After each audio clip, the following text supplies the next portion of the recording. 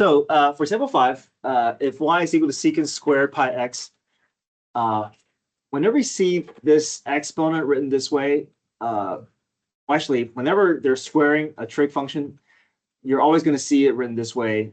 This is a way to extend that exponent to the entire function without having to use parentheses. So that's the way that it's written this way. However, for us, it's easier to see the chain rule relationship when we get that exponent written out outside a set of brackets or parentheses.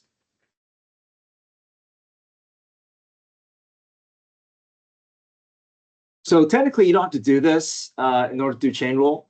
And also, you won't get points taken off if you don't do this. However, if you don't do this, I see students have a little bit more trouble identifying the chain rule that's necessary to build out the derivative. So I really highly encourage rewriting this and just remembering, okay, or students would try to do chain rule, but then forget the different parts. It's a little bit harder to see that relationship without that exponent and that bracket. So we know the chain, and also, sorry, we're just going to find y prime. Okay.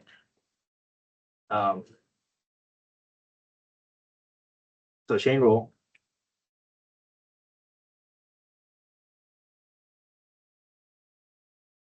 All right, what's the outside portion here now that we have this bracket here? What's the outside portion of my function? Just the square. Yeah, just the squared, yeah. And then the inside is that secant pi x. So here's a refresher of the rule that we're going to use, but outside first. What's outside's derivative? Bracket to the first power. Or parentheses. Again, anytime I use bracket, you can use parentheses. It's really your preference here. What do I put in here? The original. Yeah, good. The original. No changes. Okay, we're done with the outside. We're now ready for the inside. What's secant u's derivative? Yep. Tangent u times. What's u prime going to be? Just pi. Good. Because pi x is the same thing as 5x, right? It's just a coefficient in front of a variable. That variable will drop out. Degree 1 will turn into a constant. So just times pi. Yeah.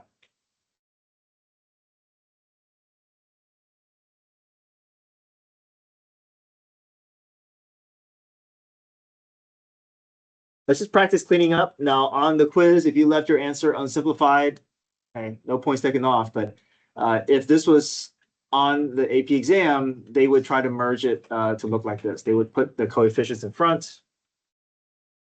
They would look for ways to clean up even further, and they would merge them to be secant squared.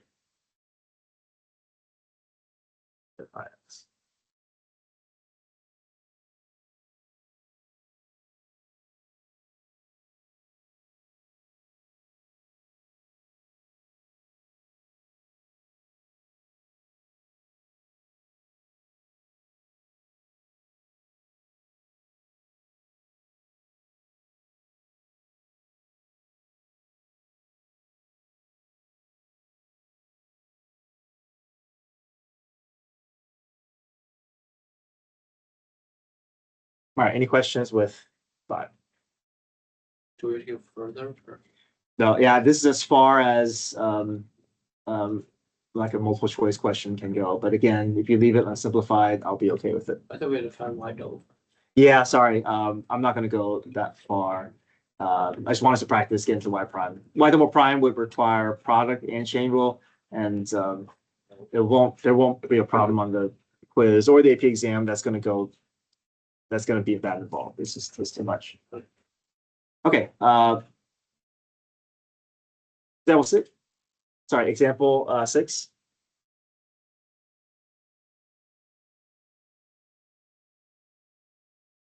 Did you get the packet from yesterday? You did, right? Yes. Yeah.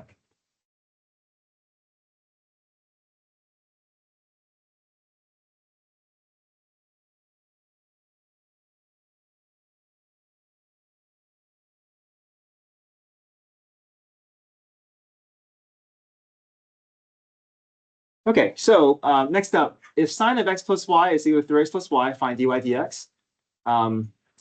Look at the equation here. What's involved if we want to find the derivative? Good, implicit, right? Anytime you see y's kind of mixed into the equation, you know there's a little bit of implicit. I do want to talk about this sine of x plus y. This is one function, okay? We cannot distribute the sign through because the x plus y is inside the function. Okay? It's like natural log of x plus y. It's stuck. It's in that form. So this is really one variable. However, or one expression. However, there is stuff inside of it, so there is going to be chain rule involved to find the derivative. But I want to keep reminding us that sine x plus y is kind of it's one thing. It can't be split up. Think of it as just one extended variable. Okay. All right. So our derivative, we know sine u's derivative is what? Times u prime. Okay. So let's work on that. Cosine of u times u prime. U prime is going to be whatever the derivative of what you see inside the parentheses. Okay. So each will be its own rule. What's x's derivative? 1. What's y's derivative? Good. D1, right. 1 dy dx or just dy dx. Okay. All right. So we're done with the derivative, right? On the left side. Right. Moving on to the right side. 3x becomes 3. Good. 2y becomes 2 dy dx. Did it make sense that we're getting 2 dy dx's here? Yeah. Because There's 2y. 2 y's. Okay. Now we want to solve for dy dx. We have to distribute this through the parentheses. Again, I know we see x plus y. It feels like we got to distribute a whole bunch of stuff, but this is one thing. Okay. Imagine this is just like x or like y. We're going to take that and distribute it through so that we can get that dy dx term separated, and then we can start moving around and collecting dy dx. Okay, so I know that x plus y looks confusing, but this is just one variable sitting outside parentheses with multiple terms. So I'm going to distribute this through.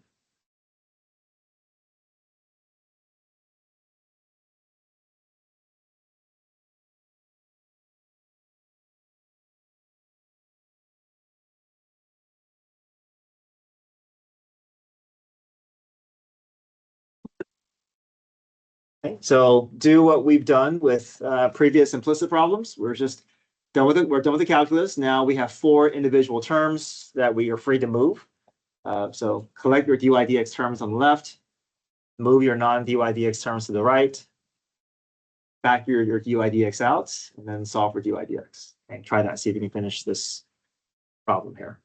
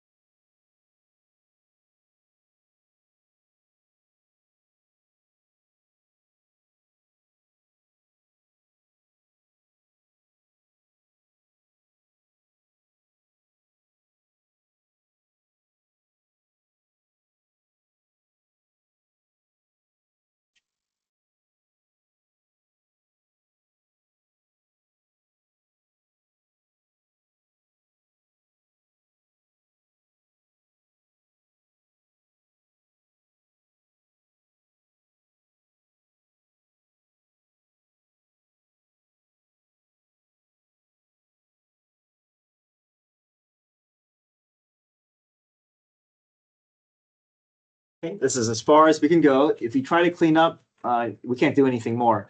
I know it's tempting to want to try to cancel the cosine of x plus y's out, but remember, we cannot cancel the cross addition or subtraction. If for some reason, if it was 3 times cosine of x plus y over 2 times cosine of x plus y, then we can cancel these out. But with cross addition, subtraction, we have to leave them alone.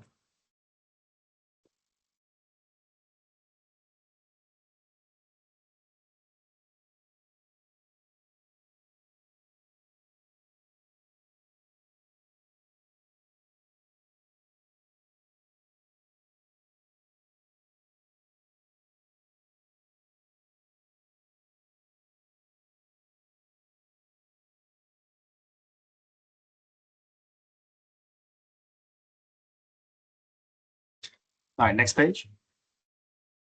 Look at review worksheet 1.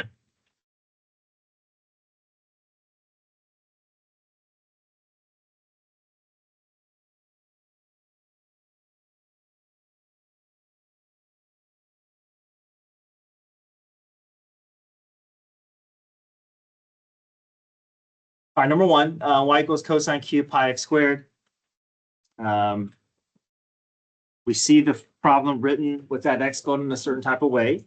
What should be the first thing that we do that will really help us? Yeah, put it outside a set of brackets. Visually, it'll be more helpful for us.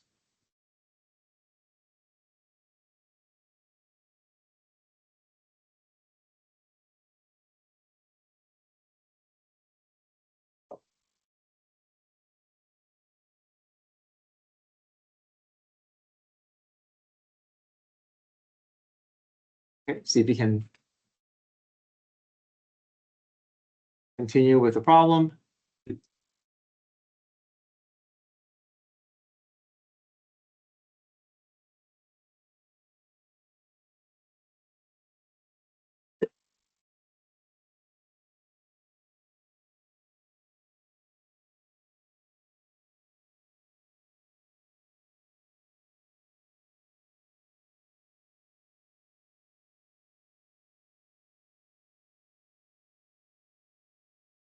Outsize derivative first.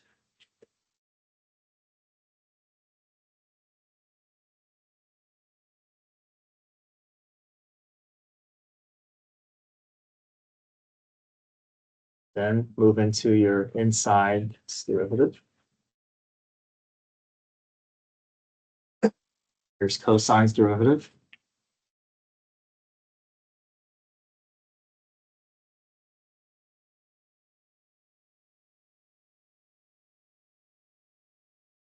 What's my u prime going to be? But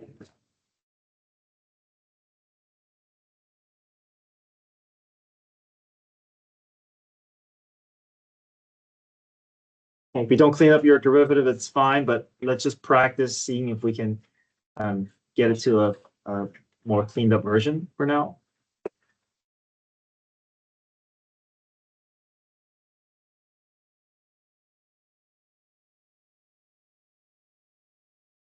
It doesn't matter if you put the sine first or cosine first.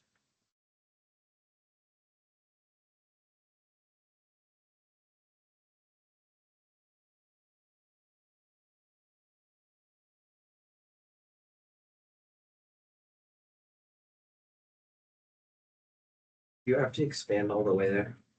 You just keep it. You can leave it like that, but I want us to practice this just so that for multiple choice, you can see what most likely the way they'll present the answer will look like. So typically, if they're presenting the answer, they like to pull all the coefficients in front of the trig. And then, but these are interchangeable. We can have the cosine first or the sine first, but then usually they would bring that exponent back into a more condensed form. But you're not gonna like take one. Right, I won't take one time.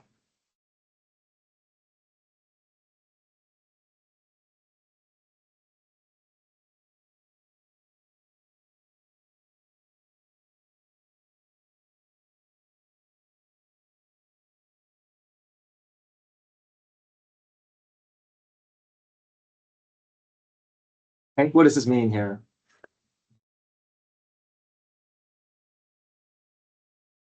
For number 2. Yeah, find the derivative and then plug in 0, right? Find the slope of this graph at 0. Okay, so this is the 2-step process, right? We're not going to involve the 0 until we find the derivative.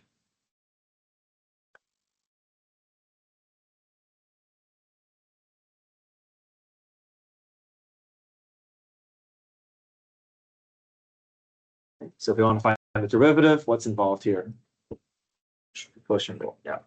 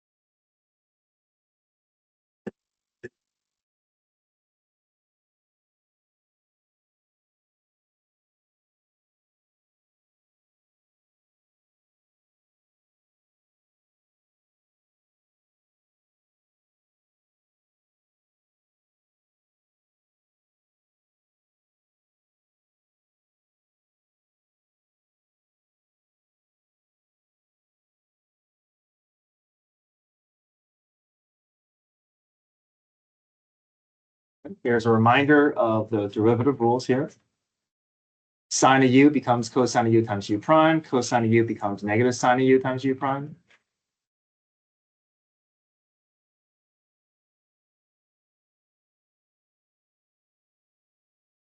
I know it feels messy with a derivative, but once you plug in the 0, a lot of things will wipe out cleanly.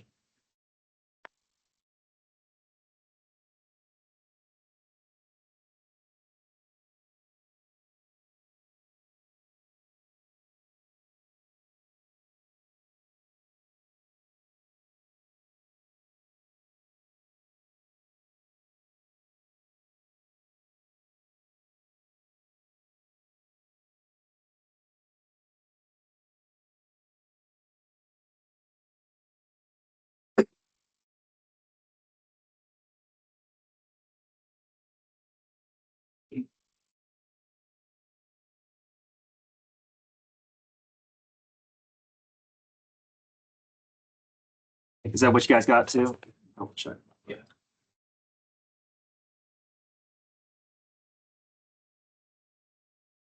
All right, go ahead and replace all your x's with 0 and see if we can get some of these values to clean up for us.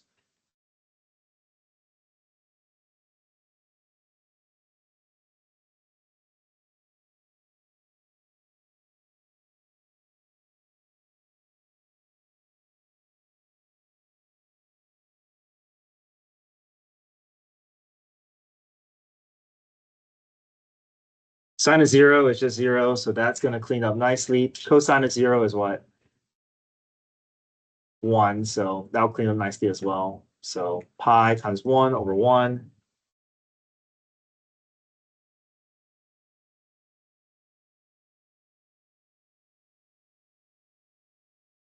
So the slope of this curve at 0 is going to have a slope of pi.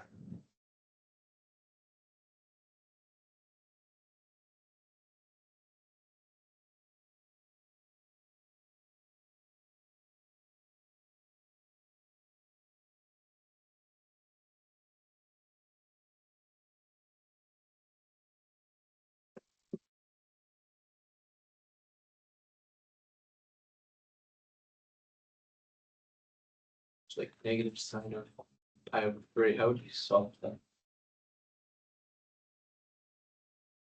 How do you calculate negative sine? Which part? Like just like hypothetically. Like I know it's negative sine of 0, but say it was like negative sine of pi over 3. Or sorry, like root 3 over 2 or something. Uh, yeah, if it was sine of something, it'll be a radian. Yeah, it'd be a radian measure. It'll be like a. How do you calculate it when it's negative sine? Oh, let's say if I was okay. Let's say if it was like negative sine of pi over 3. So sine of pi over 3, it's going to be root 3 over 2, and then you're just going to attach the negative to the front. Oh, okay. Yeah.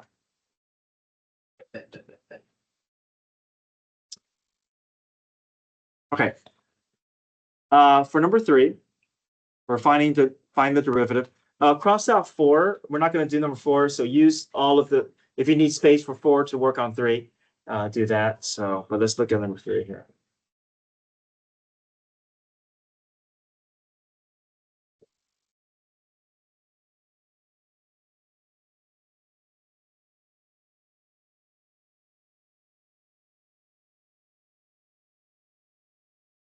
Sine of x over 3 cosine of y equals 2x.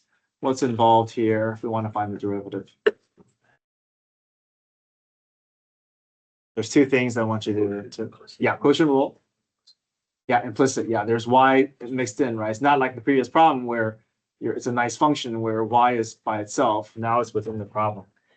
So we'll start with off with quotient rule, and then implicit will just show up naturally when we build the derivative.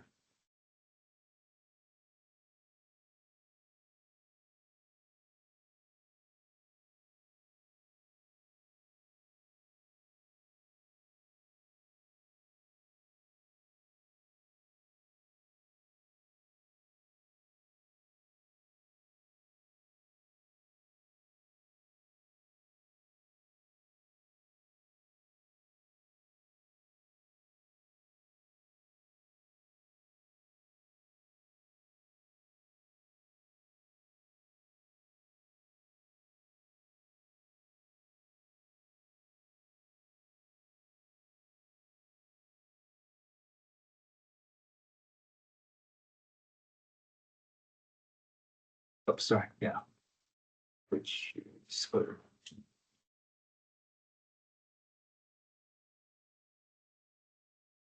And 2x becomes 2.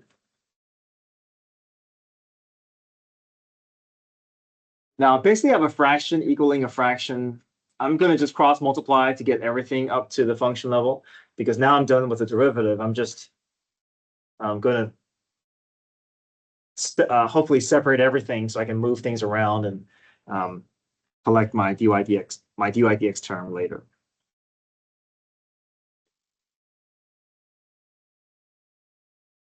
So this becomes 9 cosine squared y times 2.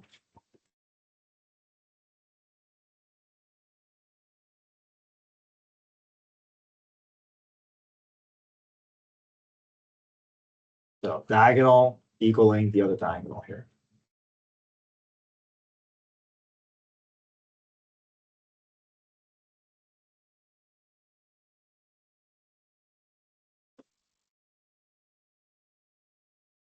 Wait, I'm going to redo this here.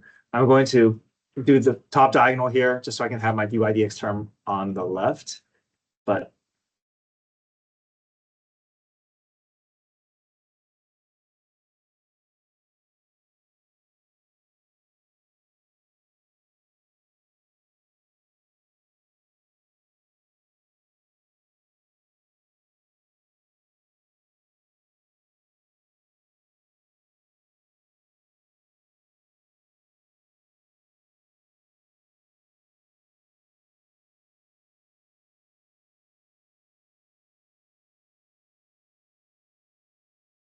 sine x, my bad. Oh, g prime, my bad here.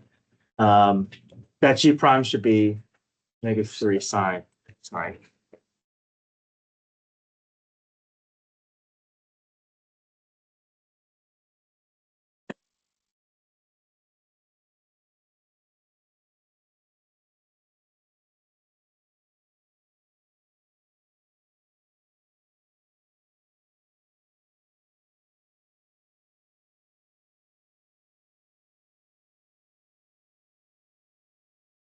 Okay, any questions about the steps I've taken here? There's only one dy dx term, so I'm just going to leave that on the left. A non-dy dx term move to the right. And eventually I'm going to divide this over.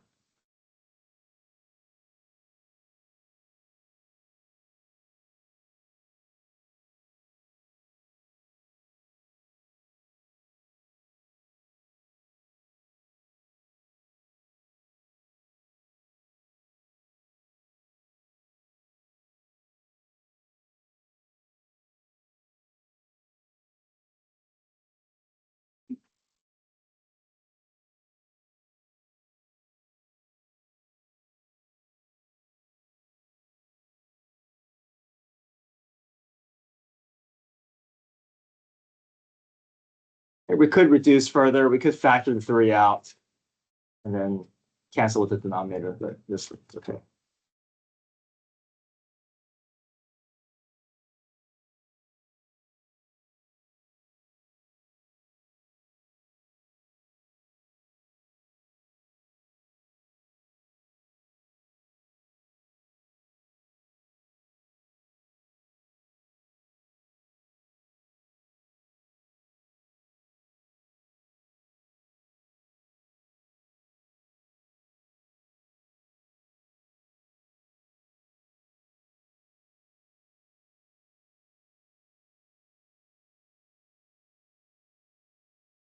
Five. A little bit of particle motion, but really you're just finding the derivative to get to acceleration, right? Velocity is one level above acceleration, so we're going to find v prime, and then we can plug pi in for part b. What's involved, though, if you want to find the derivative for up velocity? Product rule, yeah. Hey, does anybody still need to look at number? Again, we're skipping number 4.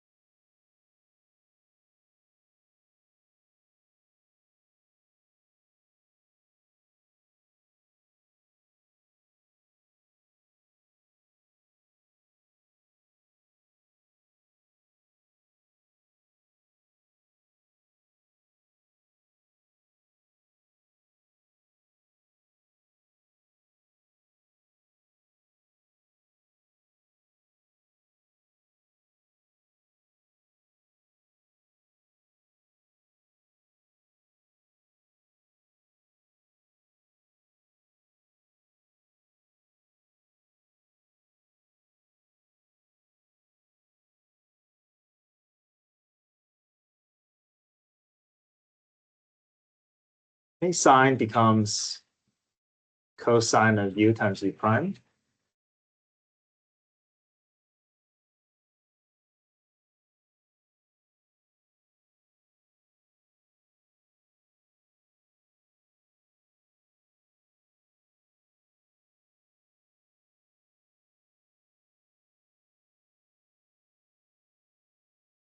Secant squared of u times u prime. So technically this is times 1 here, but it's just the t. So I'm not going to leave that alone.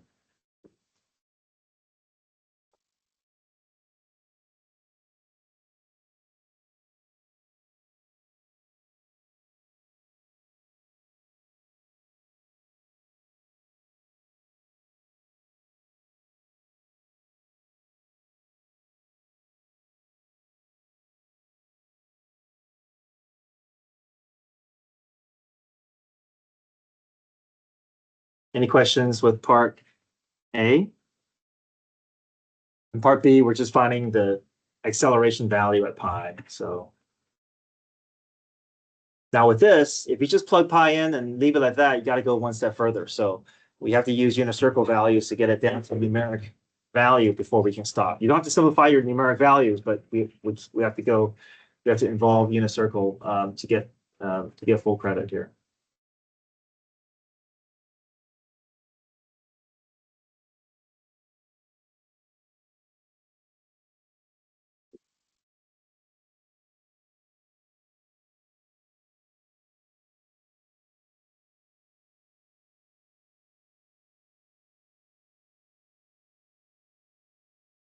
Cosine of 2 pi is same thing as cosine of 0, which is tangent of pi is 0. Sine of 2 pi, also 0. Secant squared of pi. Think of secant squared pi as same thing as the reciprocal of cosine squared pi. So cosine of pi is -1. Flip that, it's still -1. Square that, +1. But it ends up being everything zeroing out. But again, on the quiz, if you get down to this point, let's say there's a bunch of numbers here, you didn't want to combine it, I'll give you full credit here. But if you leave it like this without resolving your trig expression values, then you won't get full credit. So make sure at least get to this point before you stop.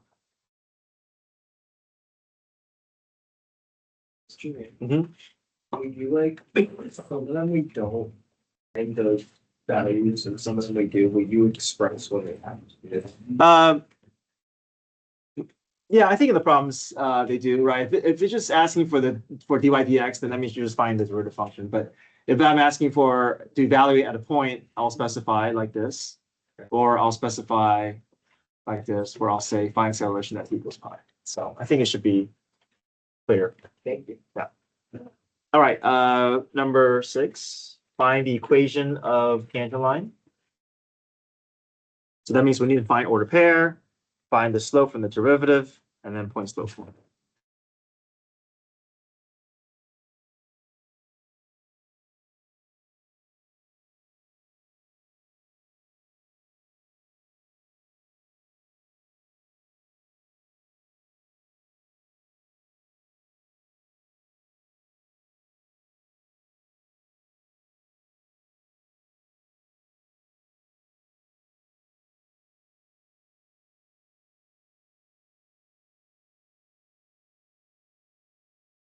Okay, what should be the first thing that we do, even though you won't get points taken off if you don't do it, but it's really helpful? Or rewrite it, right? How would you rewrite it? Yeah, I know it doesn't feel like a big deal to write it with the bracket, but it's enough where I see students making mistakes without it. So where would you put the bracket though? Around the Good, just around the tangent, right? The 2 is not getting impacted. Just the tangent. Okay, so it really makes a big difference for student mistake. Just this minor thing. It doesn't feel like a big deal, but it will impact help you find your ordered pair. It'll also help you find your derivative correctly.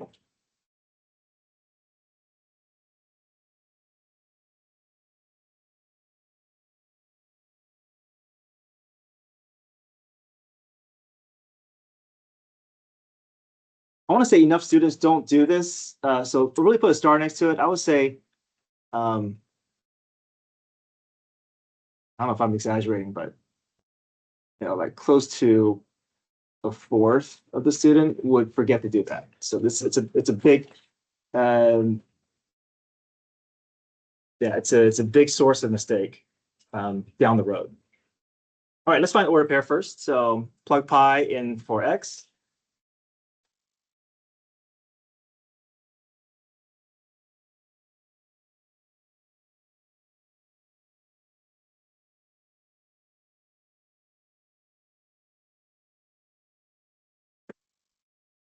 Again, you have to get it down to at least a numeric value before you can stop. What's tangent of pi over 4? 1. 1 cubed is 1 times 2. 2. Okay, so there's your y value. For derivative, we're going to involve chain rule.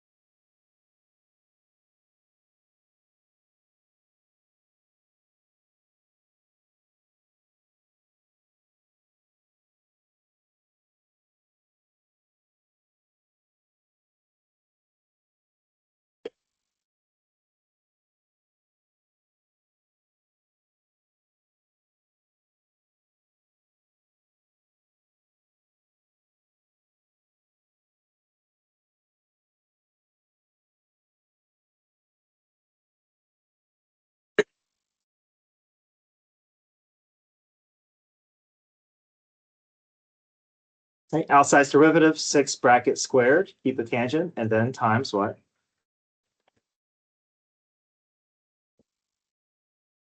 Yeah, tangent derivative of secant squared.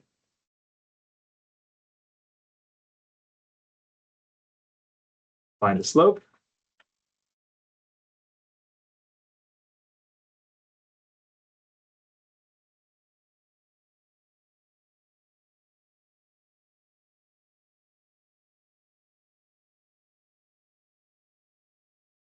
Tangent of pi over 4 is 1.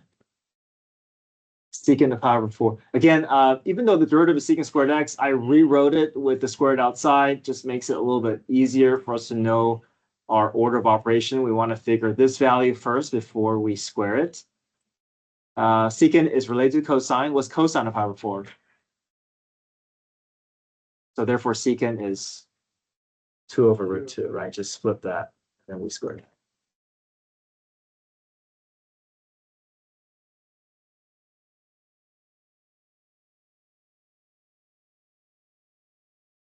Okay, everything we need is in front of us.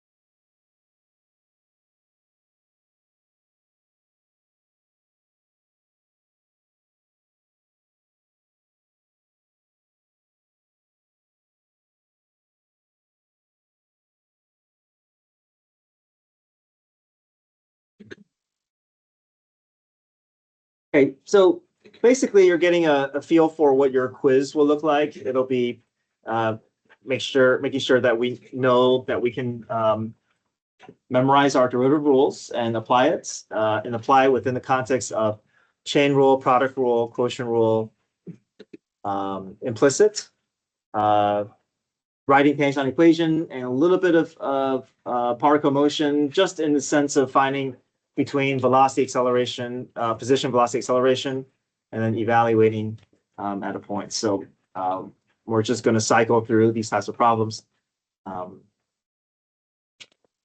And your quiz won't be until next Thursday, but we still have a little bit of time. So let's move on to worksheet 2.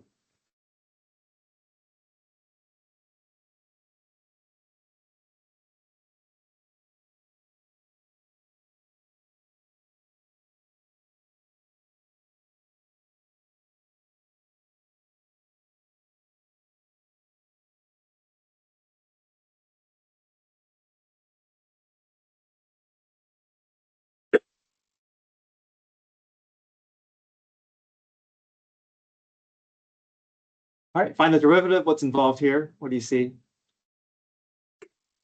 Product rule, yeah. 4x cubed is one thing. Tangent is another thing.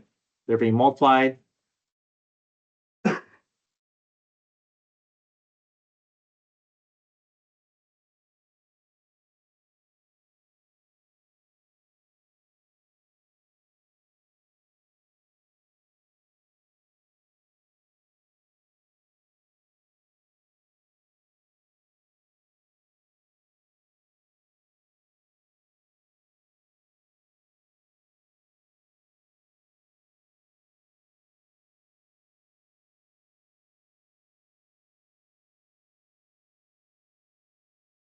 Okay, tomorrow we'll definitely spend some time practicing, seeing if we can write these rules out, and begin working on memorizing and building these derivative rules. But for now, let's just continue using them.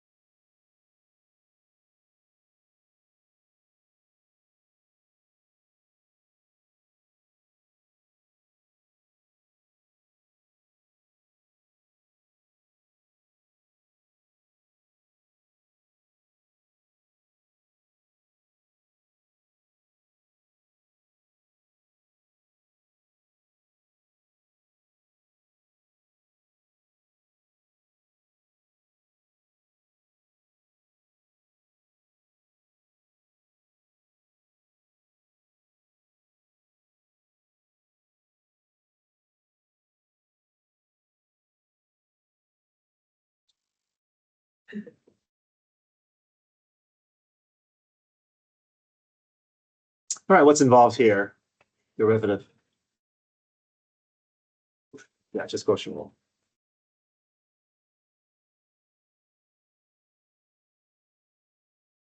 Okay, your derivative will look messy, but you can leave your answer basically once you apply all the parts of quotient rule, you can basically stop.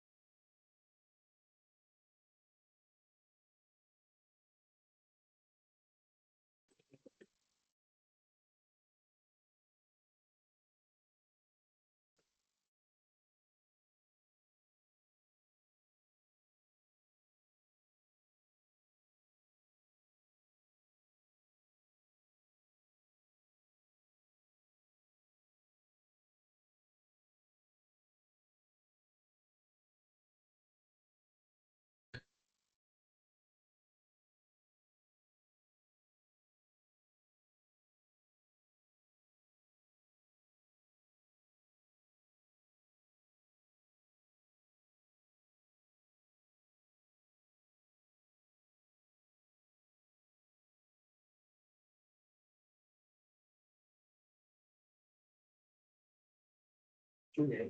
Mm-hmm. Is the cotangent equation on the little slip, is that cosecant of negative cosecant squared? Cotangent is, yeah, negative cosecant squared. So that's this.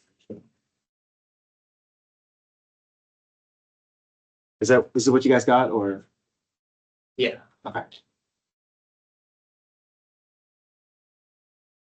This is basically fine. I'm just gonna clean up by moving the coefficient in front and merging the negatives, but if you don't do that, it's not a big issue.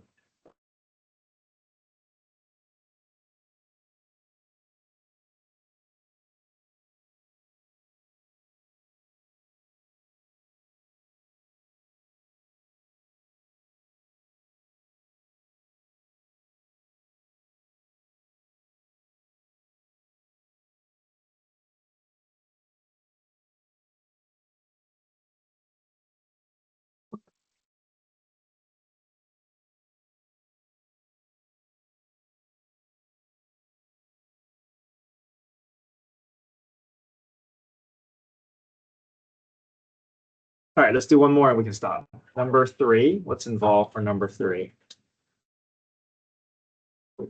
Implicit and product rule. Good.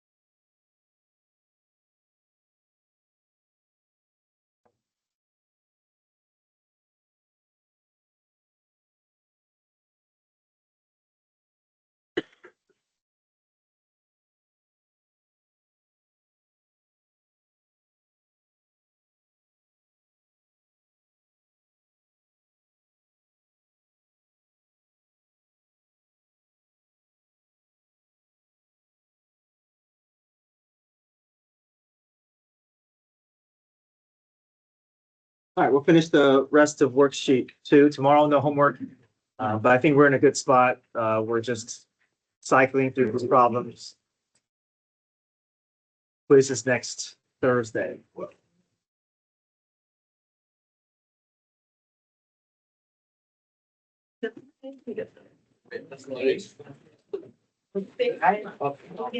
I've always felt like that. Yeah.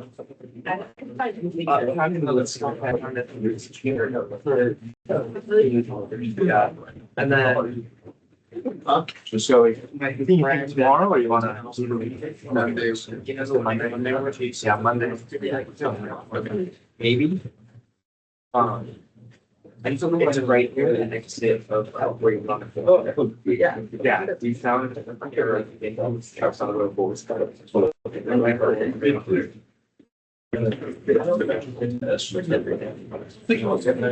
Guys, make sure that you're reporting to Ms. Mormon for advisement. If you need to go somewhere, show her a pass so that, because she's the one taking attendance, okay?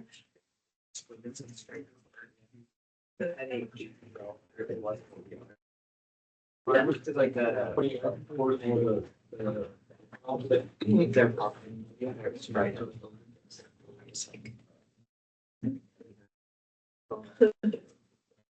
You can still get it. That's what